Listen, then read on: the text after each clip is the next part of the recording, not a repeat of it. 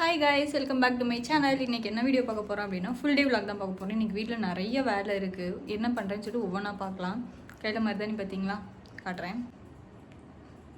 நல்லா இருக்குல்ல? ப்ரொமோஷன் வீடியோக்காக இன்ஸ்டாகிராம்லேருந்து சென்ட் பண்ணியிருந்தாங்க. பார்த்தீங்களா எப்படி கிடக்குதுன்னு. எல்லாமே அப்படி அப்படியே வீசிட்டு என்னோட அயன்மா எங்கள் சித்தி வீட்டுக்கு போயிட்டான், என் தம்பியும் கூட விளையாடுறதுக்கு. நிறையா வேலை இருக்குது. நிறைய பேர் கேட்குறீங்க, எந்த வீட்டிலேருந்து வீடியோ போடுறீங்க, வீடியோ போடுறது ஒரு மாதிரி இருக்குது, நீங்கள் வெளியே அவுட்டரெல்லாம் காட்டும்போது வேறு மாதிரி இருக்குது, குழப்புது, அந்த மாதிரிலாம் சொல்லியிருக்கீங்க. ஒரே வீடு தான், ஒரே வீட்டிலேருந்து தான் வீடியோ போடுவேன். யாருமே இருக்க மாட்டாங்க, மோஸ்ட்லி யாருமே இருக்க மாட்டாங்க. அதனால் வீடு வந்து லாக் பண்ணியே தான் வைப்பேன்.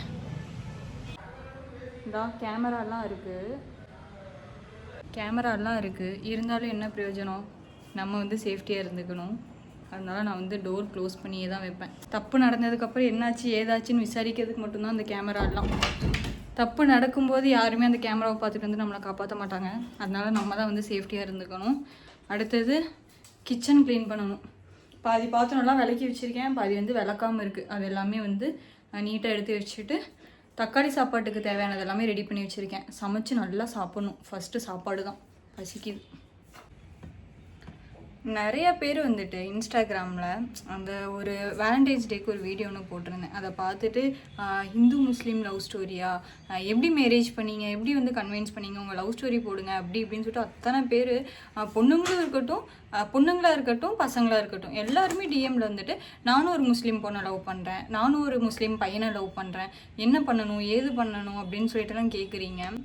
எங்களோட லவ் ஸ்டோரி பற்றி வந்து ஷேர் பண்ண சொல்கிறீங்க, எப்படி மேரேஜ் பண்ணீங்க, எவ்வளோ ஸ்ட்ரகிள் ஆச்சு எல்லாமே கேட்குறீங்க. அது எல்லாமே கூடிய சீக்கிரம் ரொம்ப ஒன்றா வீடியோவாக போடுறோம். அது வந்து நான் மட்டும் போட மாட்டேன், என் ஹஸ்பண்டும் என் கூட சேர்ந்து போடுவாங்க.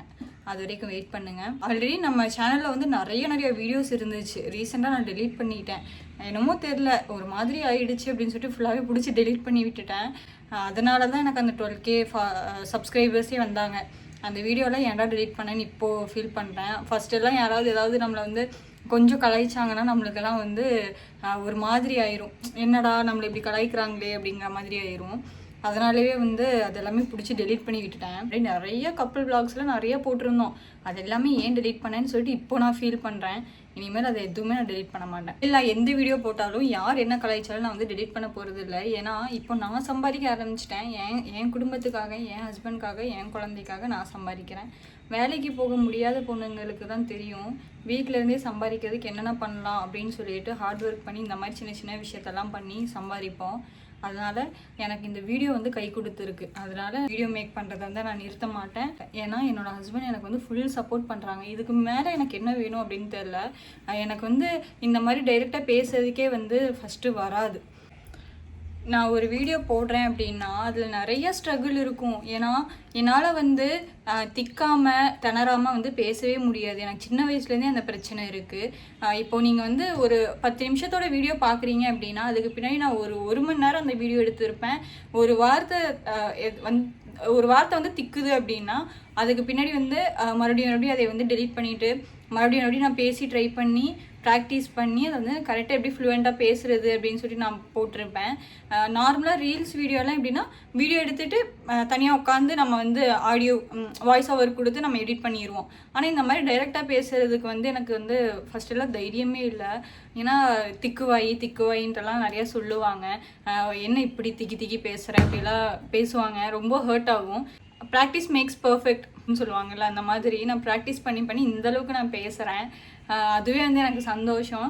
இந்த மாதிரி வர எந்த கமெண்ட்ஸ்க்குமே இனிமேல் நான் வந்து கவலைப்படுறதும் கிடையாது, எதுக்குமே பயந்து நான் வீடியோ டெலீட் பண்ண போகிறதும் கிடையாது.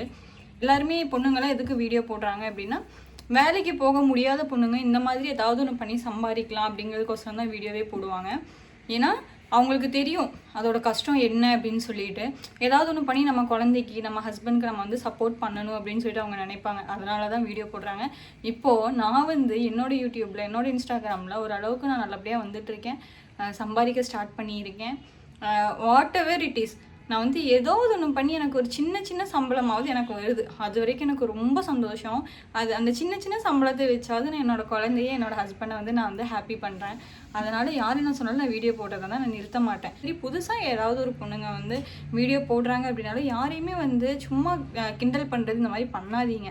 உங்களால் முடிஞ்சால் அவங்களுக்கு சப்போர்ட் பண்ணுங்கள், இல்லைன்னா ஜஸ்ட் அவாய்ட் பண்ணிடுங்க. ஏன்னா அவங்களுக்கு வந்து அவங்க என்ன சுச்சுவேஷனில் இருக்காங்கன்னு தெரியாது. ஆக்சுவலாக நான் அந்தளவுக்கு கஷ்டமான சுச்சுவேஷன், வீடியோ போட்டால் தான் காசு வந்தால் தான் சாப்பாடு அந்த மாதிரியெல்லாம் இல்லை. ஆனால் காசு வந்தால் தான் வீட்டில் சாப்பாடே அப்படின்னு சொல்லிட்டு இருக்கிற எத்தனையோ பொண்ணுங்க இருக்காங்க. அதனால் யாரையுமே வந்து டிஸ்கரேஜ் பண்ணாதீங்க. நீங்கள் என்கரேஜ் பண்ணாட்டி கூட போகுது, டிஸ்கரேஜ் பண்ணாமல் இருங்க. இப்போ போய் நம்ம வந்து சமைக்கிற வேலையை பார்க்கலாம். சூப்பராக ஒரு தக்காளி சாப்பாடு செய்கிறோம், தயிர் பச்சடி செய்கிறோம், அது கூட வச்சு சாப்பிட்றோம். எல்லாருமே கேட்குறீங்க நீங்கள் நோன்பு வைக்கிறது இல்லையான்னு. வைப்பேன், ஒரு நாள் விட்டு ஒரு நாள் வைப்பேன். ஏன்னா நம்ம உடம்பு கண்டிஷன்னு நம்மளுக்கு தான் தெரியும். அதனால் ஃபஸ்ட்டு இது எல்லாமே க்ளீன் பண்ணிவிட்டு வீட்டு வேலை எல்லாமே கொஞ்சம் முடிச்சுட்டு சமைச்சு சாப்பிட்லாம். ஓகே. ஆக்சுவலாக தக்காளி சாப்பாடு செய்கிறதுக்காக எல்லாமே ரெடி பண்ணி வச்சுருக்கேன்னா கடைசியாக ஒரு ஐடியா வந்துச்சு. சரி, சோயா பீன்ஸ் இருந்துச்சு வீட்டில். சரி, இது போட்டு சோயா சாப்பாடு மாதிரியே பண்ணிக்கலாம். அதுவுமே வந்து கிட்டத்தட்ட சோயா பிரியாணி மாதிரி தானே வரும். ஊற வச்சு செஞ்சுக்கலாம் அப்படின்னு சொல்லிட்டு இதை செஞ்சிட்ருக்கேன். இப்போ தக்காளி சாப்பாடு செய்கிறதுக்கு எல்லாமே ரெடி பண்ணியாச்சு. எப்படி செய்யுதுன்னு பார்க்கலாமா? ஃபஸ்ட்டு குக்கர் வச்சுட்டு ஃபஸ்ட்டு வந்து கொஞ்சமாக ஆயில் ஊற்றிக்கலாம். இப்போ நம்ம வீட்லேயே செஞ்ச நெய் ஒரு ஸ்பூன் மட்டும் சேர்த்திக்கலாம்.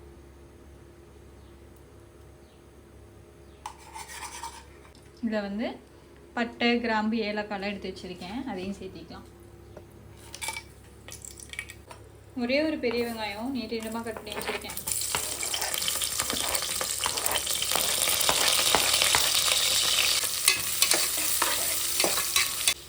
நாலு பச்சை மிளகாய் சேர்த்திக்கலாம். ஓரளவு வதங்கிடுச்சா? இப்போ என்ன பண்ணணும்னா வெங்காயம், சின்ன வெங்காயம் ஒரு கைப்பிடி அளவுக்கு அரைச்சி வச்சுருக்கேன், அதையும் சேர்த்திக்கலாம்.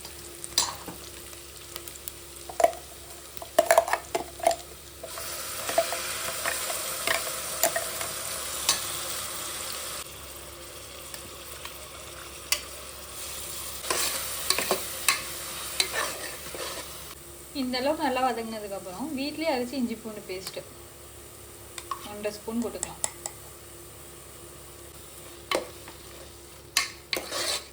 இப்போ இது கூட தக்காளி சேர்த்திக்கலாம்.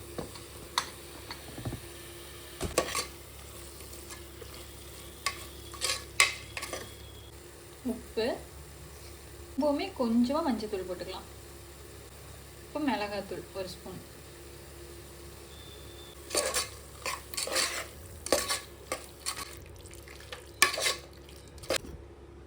இது வந்து நல்லா வதங்கி வரணும் கைஸ், அப்போ தான் வந்து நல்லா இருக்கும். ஸ்கூல் படிக்கும்போது என்னோடய ஃப்ரெண்ட்ஸ் எல்லாம் கொண்டு போய் பிரியாணி கொடுப்பேன். இந்த ரம்ஜான், பக்ரீத் எல்லாம் வந்துச்சு அப்படின்னா பிரியாணி கொண்டு போய் கொடுப்பேன். அப்போ வந்து என்ன சீக்ரெட்டு, நீங்கள் வந்து எப்படி பிரியாணி செய்கிறீங்க அப்படின்னு சொல்லிட்டு நிறைய பேர் கேட்டே இருப்பாங்க. இப்போ நான் காமிச்சேன்ல அதே மெத்தடில் தான் பிரியாணியும் செய்வோம். ஆனால் எக்ஸ்ட்ராவாக ஒரு மசாலா ஆட் பண்ணுவோம். நார்மலாகவே தக்காளி சாப்பாடு செஞ்சாலும் அந்த மசாலா ஆட் பண்ணுவோம். இல்லை சோயாபீன்ஸ் பிரியாணி செஞ்சாலும் சரி, வெஜிடபிள் பிரியாணி செஞ்சாலும் சரி, எது பண்ணாலும் அந்த மசாலா ஆட் பண்ணுவோம். அது காட்டுறேன் உங்களுக்கு. இந்த மசாலா தான் அது. நிறையா ஹிந்துஸ் வந்து இந்த மாதிரி வெஜிடபிள் பிரியாணி செஞ்சாலும் சரி, இல்லை நான்வெஜ் போட்டு பிரியாணி செஞ்சாலும் சரி, அதில் வந்து மல்லித்தூள் என்னென்னமோ கொஞ்சம் ஆட் பண்ணுறாங்க. அதனால தான் வந்து உங்களுக்கு அந்த டேஸ்ட் வர மாட்டேங்குது. நாங்கள் அதெல்லாம் எதுவுமே ஆட் பண்ண மாட்டோம். மஞ்சத்தூள், உப்பு, மிளகாத்தூள், அதுக்கப்புறம் இந்த மசாலா தான். இது என்ன அப்படின்னா வெறும் பட்டை, கிராம்பு, ஏலக்காய், இது இவ்வளோ அளவுன்னு சொல்லிட்டு இருக்கும். அது சரியாக எனக்கு தெரியல. என்னோட சித்திகிட்ட இல்லைன்னா எங்கள் அம்மாட்ட கேட்டு மொத்தமாக வாங்கி இது எல்லாமே அரைச்சி வச்சுக்குவேன். இதில் வந்து ஒரு ஸ்பூன் போட்டால் போதும். ஒரு டம்ளர் 1.5 டம்ளர் பிரியாணி செய்கிறோம் அப்படின்னா இது ஒரு ஸ்பூன் போட்டால் போதும். சேம் அப்படியே பிரியாணி எப்படி இருக்கோ அதே டேஸ்ட்டில் வரும். அதை போக இந்த மல்லித்தூள், மிளகுத்தூள் எல்லாம் போடுவாங்க பிரியாணியில். அதெல்லாம் டேஸ்ட் எப்படி இருக்குன்ட்டே தெரில. வீடியோவில் பார்த்துருக்கேன், இன்ஸ்டாகிராம், யூடியூப்ல எல்லாம். தனியாக கடையிலலாம் கிடைக்காது. ஆனால் நிறைய முஸ்லீம்ஸ் வந்து தனியாக இது ப்ரிப்பேர் பண்ணி சேல் பண்ணுறாங்க. அந்த மாதிரி இருக்கிறவங்கக்கிட்ட நீங்கள் வாங்கிக்கலாம். கடையில் வந்து பிரியாணி மசாலான்னு சொல்லிட்டு அவங்களுமே வந்து பட்டை, கிராம்பு, ஏலக்காய், அது கூட மல்லி, ஜீரகம் இதெல்லாம் போட்டு அரைச்சி பிரியாணி மசாலான்னு கொடுக்குறாங்க. ஆனால் அது ஒரிஜினல் பிரியாணி மசாலா கிடையாது. இது மட்டும் தான் நாங்கள் பிரியாணிக்கு போடுவோம். இது வந்து பட்டை கிராம்பு தூள்னு சொல்லுவாங்க. பட்டை கிராம்பு தூள் வந்து முஸ்லீம்ஸாக செஞ்சு விற்கிறாங்க அப்படின்னா நீங்கள் வாங்கிக்கலாம். ஹிந்துஸ்லேயுமே நிறைய பேர் ப்ராப்பராக கற்றுக்கிட்டு செய்கிறாங்க. அதை வந்து வாங்கிக்கலாம். ஓரளவுக்கு வதங்கிடுச்சா? இப்போ நாங்கள் காட்டின மசாலாவை போட்டுக்கலாம். அதுதான் டேஸ்ட்டு கொடுக்கும். ஒரு ஸ்பூன் போட்டுக்கலாம். இது பேர் வந்து பட்டை கிராம்பு தூள்னு சொல்லுவாங்க. கடையிலலாம் கிடைக்காது தனியாக. இந்த அளவுக்கு ஆனதுக்கப்புறம் நல்லா கழுவி வச்ச புதினா சேர்த்துக்கலாம். கூடவே மல்லித்தலை.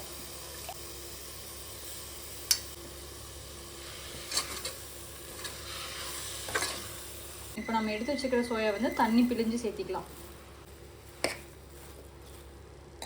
இப்போ 1 டம்ளர் அரிசிக்கு 2 டம்ளர் தண்ணி ஊற்றிக்கலாம்.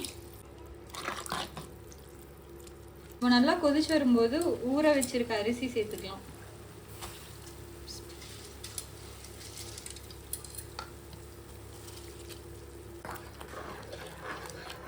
இப்போ உப்பெல்லாம் கரெக்டாக இருக்கான்னு சொல்லிட்டு பார்த்துட்டு பத்தலைன்னா உப்பு போட்டு மூடி வச்சிடலாம். கொஞ்சம் உப்பு கரிக்கிற மாதிரி இருந்தால் தான் வெந்ததுக்கப்புறம் கரெக்டாக இருக்கும். இப்போவே வந்து உப்பு கரெக்டாக இருக்கிற மாதிரி தெரிஞ்சு அப்படின்னா வெந்ததுக்கப்புறம் ரொம்ப உப்பு கம்மியாக இருக்கும். இப்போ இதை க்ளோஸ் பண்ணி வச்சுட்டு போய் தயிர் சட்னி செஞ்சிடலாம்.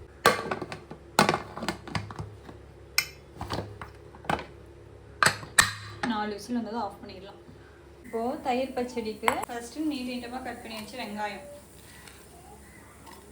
அதுக்கப்புறம் ஒரே ஒரு பச்சை மிளகாய், இது கூடவே கொஞ்சமாக உப்பு போட்டு இதை கையிலேயே நல்லா பிசைஞ்சு விடணும். அப்போ தான் வந்து அந்த உப்பெல்லாம் இறங்கும், டேஸ்ட்டு நல்லா இருக்கும். குட்டி குட்டியாக கட் பண்ணி வச்சுருக்கேன் மல்லித்தலை சேர்த்திக்கலாம். இப்போ தயிர் ஊற்றிக்கலாம்.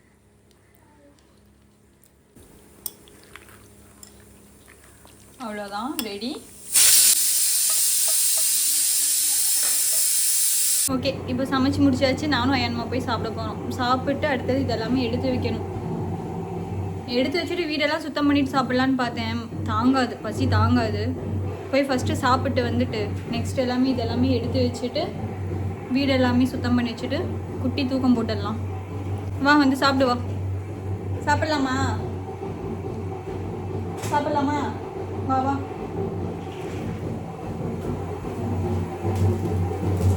சவுண்டு கேட்குதா? பின்னாடி தான் கோயில் இருக்குது, மத்தால முடிச்சிட்டு இருக்காங்க. எங்கே போய் ஒளியறதுன்னு தெரில எங்கள் 2 பூனைக்கும். மத்தால சத்தம்னா அவ்வளோ பயம், ஓடி ஒளிஞ்சிட்டு இருக்குதுங்க 2ம். எங்கே போய் ஒளிய தெரில, எங்கே போய் ஒளியணும்னு தெரில 2க்கும். எங்கே போய் ஒளியணும்னு தெரில, மத்தால சத்தம் கேட்டால் பயம். சாப்பாடு இன்னும் விசில் போகலை கைஸ். அதனால் ஃபஸ்ட்டு இந்த குப்பை எல்லாமே எடுத்து டப்பாவில் போட்டு வச்சிடலாம். அயான்மா போட்டு வச்சு குப்பை. ஏ அயான், மத்தால மடிக்கிறாங்க, எப்படி ஆடிட்டு இருக்கான் பாருங்க. जल्दी अम्मी को हेल्प करा, 2 जने मिलकर उठा रखेंगे, जल्दी आ. சத்தம் ரொம்ப ஹெவியாக கேட்குது. இதெல்லாம் ஜன்னல் க்ளோஸ் பண்ணி விட்டுடலாம்.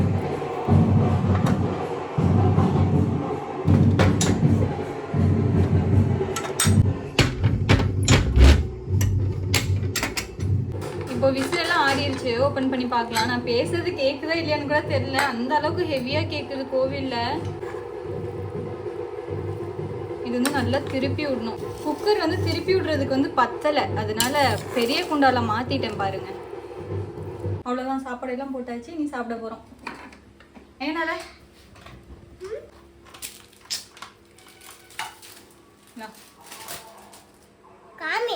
சீச்சி மாமா.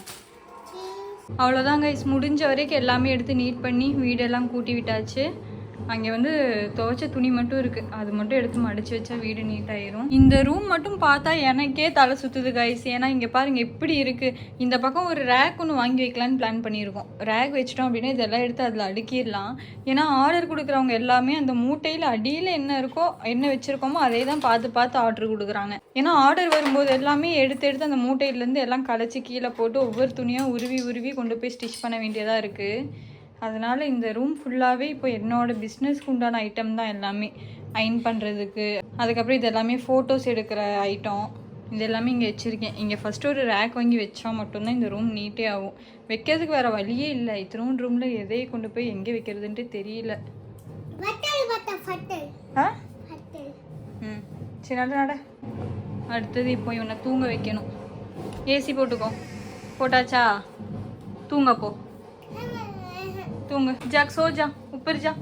நம்ம எவ்வளோ தான் நீட்டாக வச்சாலும் கடைசியில் இப்படி தான் ஃபுல்லாக கசகி போட்டு இந்த மாதிரி தான் இருக்கும். ஒன்றும் பண்ணுறதுக்கு இல்லை. தூங்கு. அவ்வளோதான் கைஸ், கொஞ்சம் நேரம் போய் தூங்க போகிறோம். அதுக்கப்புறம் கொஞ்சம் ஆர்டர் வேறு வந்திருக்கு, சொல்ல மறந்தேன். கொஞ்சம் ஆர்டர்ஸ் வேறு வந்திருக்கு. இது எல்லாமே ஆல்ரெடி வந்த ஆர்டர்ஸ். ஆர்டருக்கு போய் லைனிங்கெல்லாம் வாங்கிட்டு வந்து ரெடியாக இருக்குது. ஹஸ்பண்ட் வந்ததும் ஸ்டிச்சிங் யூனிட்க்கு போகணும். நெக்ஸ்ட்டு இது வந்து இன்றைக்கி வந்த ஆர்டர். இதுக்கு எல்லாமே லைனிங் வாங்குறதுக்கு போகணும், எடுத்து வச்சுருக்கேன். இப்போ போய் நிம்மதியாக தூங்கணும். அதுக்கப்புறம் தான் எதுவாக இருந்தாலும்.